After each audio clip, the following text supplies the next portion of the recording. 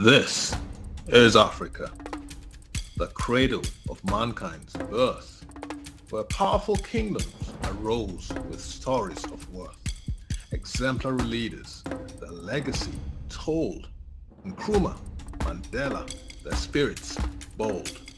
Let courage and dreams unite as one for a brighter tomorrow where greatness is spun. In this beautiful, colorful, and friendly domain, greatness awaits, where hopes shall not wane, where tales of triumph weave a tapestry. Welcome to Today in African History.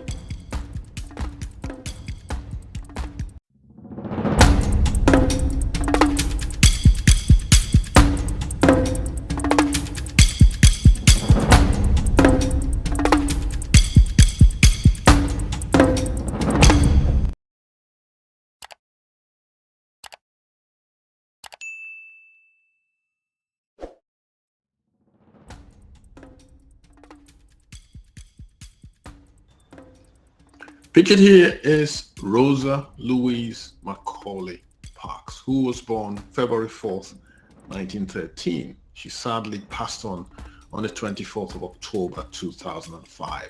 She was born to Leona May Edwards, a teacher, and James Macaulay, a carpenter, an American activist in the civil rights movement, best known for her pivotal role in the Montgomery bus boycott.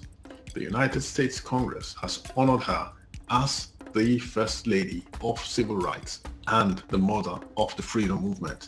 Parks became an NAACP activist in 1943, participating in several high-profile civil rights campaigns.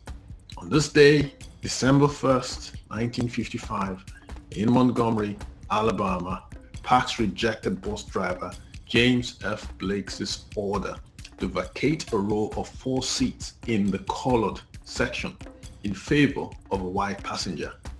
Once the white section was filled, Parks was not the first person to resist bus segregation, but the National Association for the Advancement of Colored People believed that she was the best candidate for seeing through a court challenge after her arrest for civil disobedience in violating Alabama segregation laws, and she helped inspire the black community to boycott the Montgomery buses for over a year.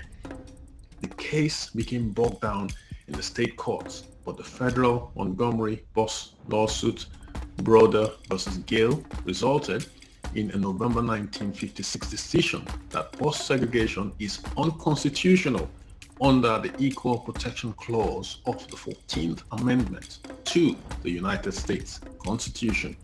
Parks' act of defiance and the Montgomery bus boycott became important symbols of the movement.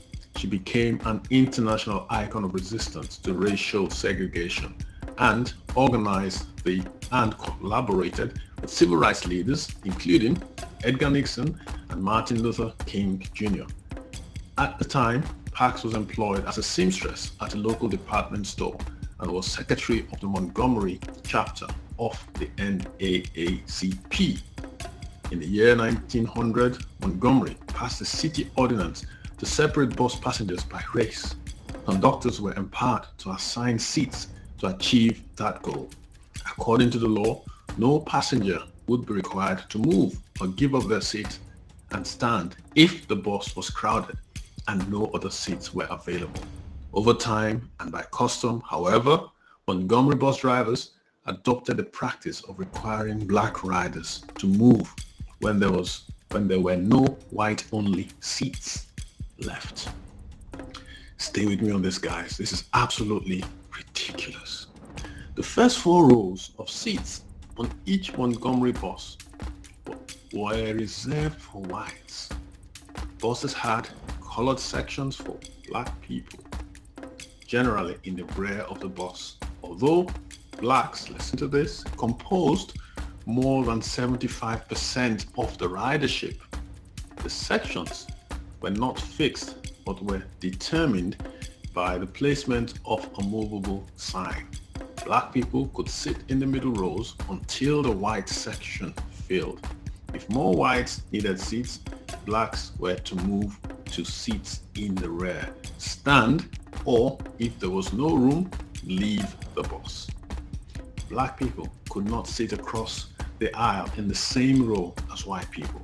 The driver could move the colored section sign or remove it altogether. If white people were already sitting in the front, black people had to board at the front to pay the fare, then disembark and re-enter through the rear door. How ridiculous. For years, the black community had complained that the situation was unfair. Park said, "My resisting being mistreated on the bus did not begin with that particular arrest. I did a lot of walking in Montgomery." One day in 1943, Parks boarded a bus and paid the fare. She then moved to a seat, but bus driver James F. Blake told her to follow city rules and enter the bus again from the back door. Listen to this, guys. Listen to what happened next. When Parks exited the vehicle, Blake drove off without her. Parks waited for the next bus, determined never to ride with Blake again. The story continues. After working all day, Parks boarded the Cleveland Avenue bus, a General Motors old-look bus belonging to the Montgomery City lines. Around 6 p.m. Thursday, December 1st, 1955, in downtown Montgomery. She paid a fare and sat in an empty seat in the first row of back seats reserved for blacks in the colored section. Near the middle of the bus, her row was directly behind the 10 seats reserved for white passengers.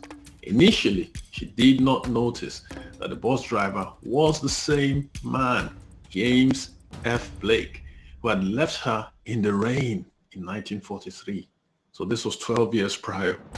As the bus traveled along its regular route, all the white-only seats in the bus filled up.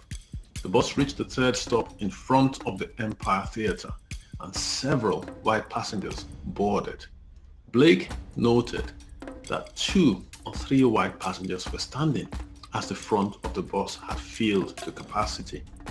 The bus driver moved the colored section sign behind Parks and demanded that 4 black people give up their seats in the middle section so that the white passengers could sit. Years later, in recalling the events of the day, Parks said, "When that white driver stepped back toward us, when he waved his hand and ordered us up and out of our seats, I felt the determination cover my body like a quilt on a winter night." By Parks' account, Blake said, "You'll better make it light on yourselves and let me have those seats." 3 of them complied. Parks said, "The driver wanted us to stand up, the 4 of us. We didn't move at the beginning, but he says, 'Let me have those seats.' And the other 3 people moved, but I didn't. The black man sitting next to her gave up his seat. Parks moved, but toward the window seat. She did not get up to move to the redesignated colored section."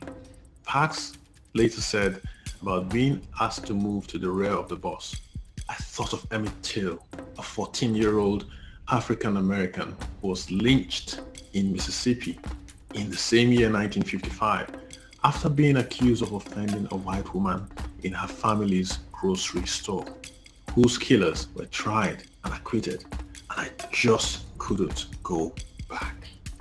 Blake said, "Why don't you stand up?" Parks responded, "I don't think I should have to stand up." Blake called the police to arrest Parks, and so began the world's most famous and longest bus boycott that lasted well over a year, just because one woman refused to be intimidated. We honor you today, Rosa Louise Macaulay Parks, gone but will never, ever be forgotten.